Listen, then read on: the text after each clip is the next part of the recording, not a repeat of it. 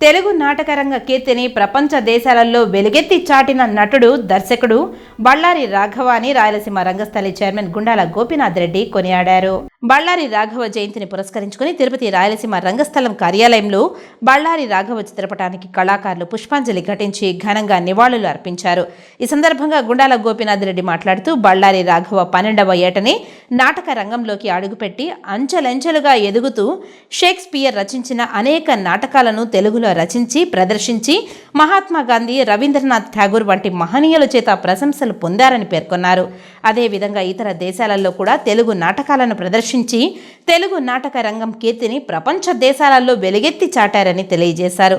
తన సంపదనంతా నాటక రంగం అభివృద్ధికి ధారపోశారని తెలిపారు. ప్రతి కళాకారునికి ఆయన స్ఫూర్తి ప్రదాత అని అన్నారు.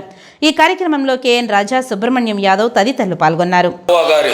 జయంతి సందర్భంగా ఈరోజు రాయలసీమ రంగస్థలి కార్యాలయంలో ఆయన చిత్రపటానికి పుష్పాంజలి ఘటించి ఘన నివాళి అర్పించాము.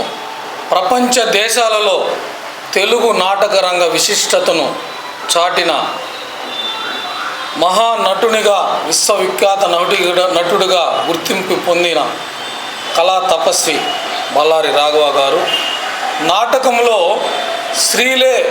స్త్రీ పాత్రను పోషించాలని స్త్రీలను నాటక రంగానికి ప్రవేశపెట్టిన మహనీయుడు బళ్ళారి రాఘవ గారు. హరిజన, గిరిజన వారితో సహా పంక్తి భోజనం చేసిన మహా నటుడు బళ్ళారి రాఘవ గారు. ఆ రోజులోనే నాటకాలు వేసి నటీమణులకు నెల జీతాలు ఇచ్చి నాటక రంగాన్ని విశ్వవిఖ్యాతం చేసిన మహా నటుడు బళ్ళారి రాఘవ గారు. ఆయన జయంతిని ఈరోజు జరుపుకొని ఆయన ఘన నివాళి అర్పించారు.